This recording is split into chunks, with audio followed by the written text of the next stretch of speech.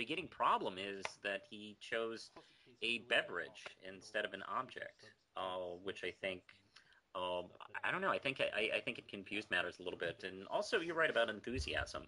I'd say there's three videos that kind of reminded me of each other, where there was a lot of focus on the item itself, and like the water sprayer, for instance. And this one, I don't know. I mean, he does kind of linger in he does a lot of asides that, you're right, really don't really help the whole video.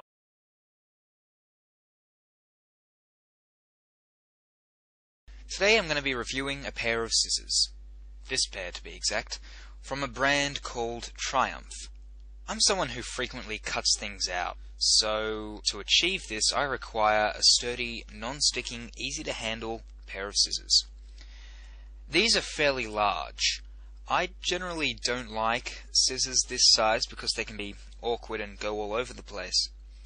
The nice thing about this pair is the large handles that come with it.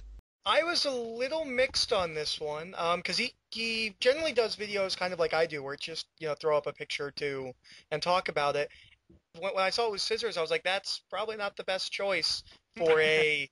But I was impressed that he took multiple like shots and angles and whatnot. And it was very specific to this pair of scissors, and I like that. He mentions a couple of times that that's not really the pair of scissors he wants, but it works. And I thought it was a very, very well done review. He singles out his target. He says this pair of scissors by this company, and then he singles out what the intent of the target is, i.e. what he intends to cut, because it's not just paper. He singles out cardboard and plastic, and he says this is what I want this pair of scissors to do. And personally, I've owned several pairs of scissors that don't necessarily cut all those things. So, hey, it cuts paper, but it certainly does not cut plastic.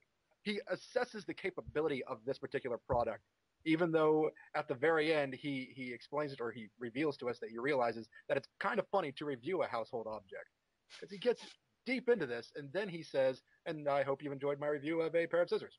I think I almost like Shades of Night's video a little bit more than Mr. Fusion. Mr. Fusion is really good, it's really polished, very entertaining, but I didn't feel like it was a YouTube reviewer making a review. I think what I liked about Shades of Night is the fact that he kind of did the same thing, with the changing of the pictures and the narrative over top of it, but he also incorporated his arm, he also incorporated stories, he kind of gave his own touch, his own flavor to it, so that you knew it was something that he was reviewing, and he actually seemed like he was generally interested in what he was reviewing, even though the style was very similar to Mr. Fusion. Shades at Night needs to get a job doing voiceovers for product commercials. This guy is wonderfully articulate. He's so good at enunciating. It was a little bit drier here than I think he could have been. I thought he could have done something to jazz it up just a little bit and make it slightly more entertaining. But having said that, he did have some humor that it did somewhat accentuate the video. And I especially thought that the gag where he was trying to cut Spider-Man 3 was hilarious. That was great. But yeah, he made it personal, and we learned something about him, and I thought that was a really nice touch, where he's like, I'm doing scissors because I like to cut things. I mean, like, how many people have you met who have said that to you? I like to cut things. Jason Voorhees. I met him once. I lived next to Jeffrey Dahmer for a while. I once went on a job interview where at the end, the manager interviewing me asked me to sell her this pencil, and this guy would have gotten hired because I think he really does like every intricate little piece that you could probably know about these pair of scissors. Where I found myself really listening, and it's funny. It's just a pair of scissors, but I'm sitting there watching like, oh, it has a jagged edge. That's amazing. You were jumping on like Walmart.com trying to find those scissors. Yeah, I was yelling like, Lindsay, come here. It's got a jagged edge. You gotta see this. If Mike Rowe created a show about the dirty jobs of inanimate objects rather than people, the Plunger would most definitely be on that show. The Plunger is a household tool owned by people all over the world that is used to relieve cloggages in certain appliances that require plumbing, such as a toilet, bathtub, or sink. The Plunger may not always succeed at its job, but sometimes this isn't always the fault of the Plunger. A lot of times the user of the Plunger doesn't have the right type of plunger for the job, or isn't properly utilizing the proper technique of plunging. This is the other one that I felt wasn't a review. This was a how to use a plunger. And actually, like was said with Mistar Fusion's one, was it's really not personalized. Like, he doesn't seem to actually talk about, like, his plunger. It's just plungers in general.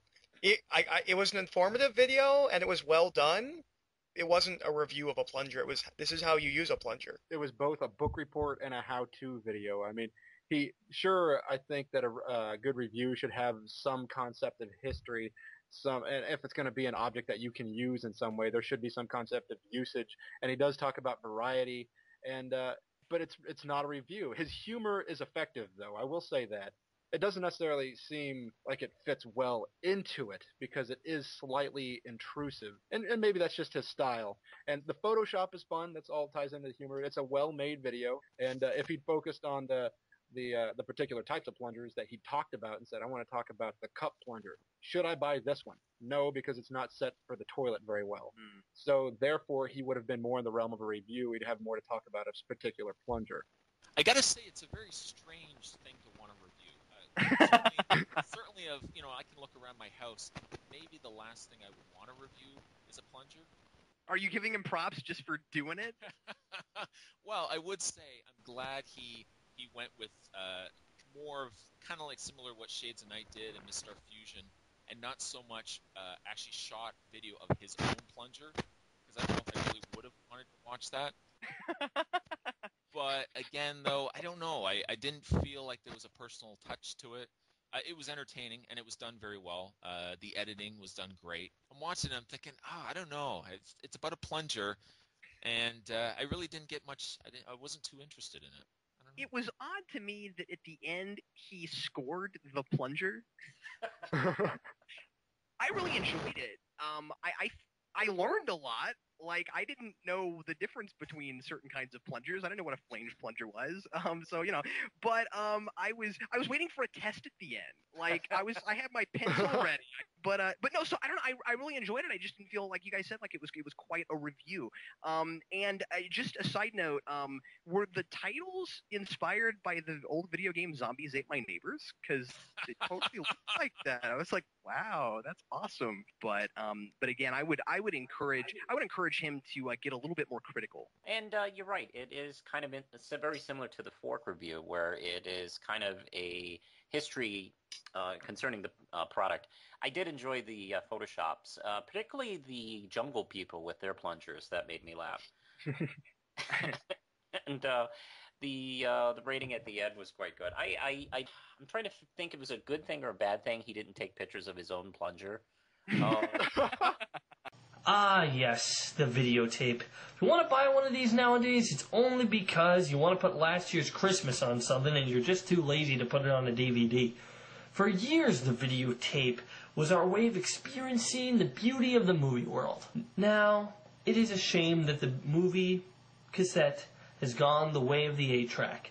You probably have some, but you don't use them, and they don't sell them anymore. I really like this. Maybe it's possibly like a nostalgic thing because I also love videotapes. And I was just like, yes, like everything he said, like I totally agreed with, which I guess isn't critical at all.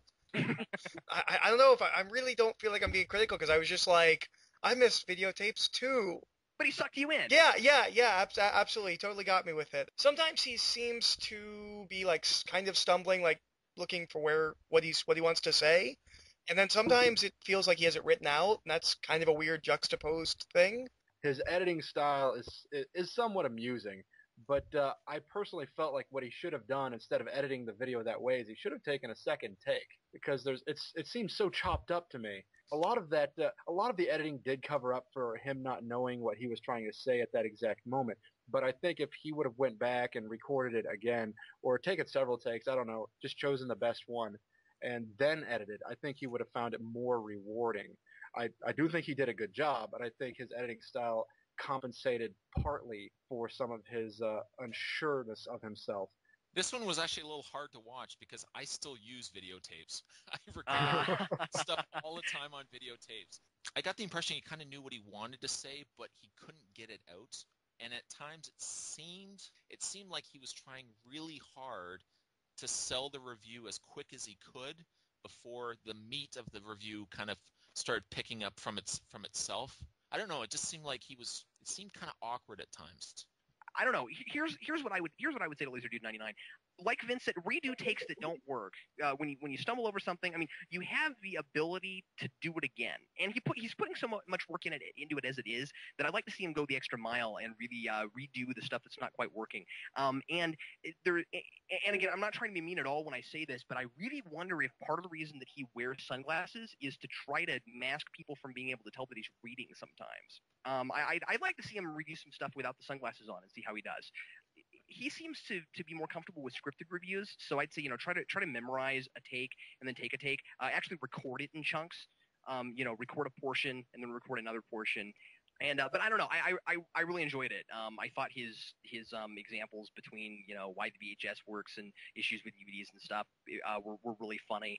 This is the one that kind of hit me personally the most is because the videotape. Yeah, I was very slow on the DVD thing, and I was a little resistant to go from videotape to DVD. Kind of reminded me a little bit of James Ralph, the video game nerd, and his reverence for this particular object. I do like the fact that he went into the old history of VHS. Let's see, I think it could have been a little bit tighter, like you said. Okay, well, it's time to review my everyday household object. And, what the heck do I have around here that's not nerdy? How about that?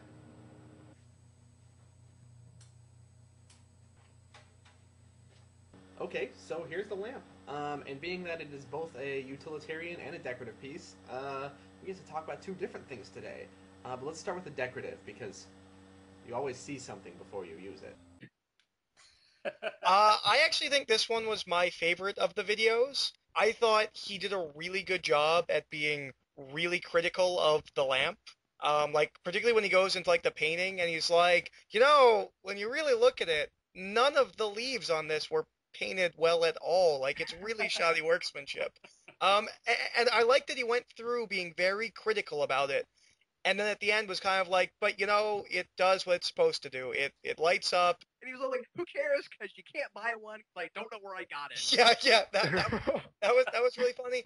So yeah, this was my favorite one of them. What I think is good about this is that he describes the form and the function, and then he assesses what the purpose of the lamp would be to the buyer, and then he assesses whether or not the product actually suffices the purpose and does it fit the form and the function.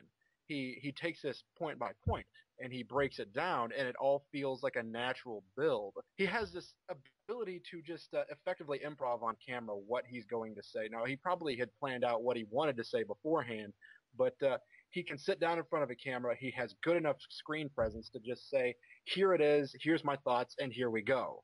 And it just rolls. It doesn't seem chopped up.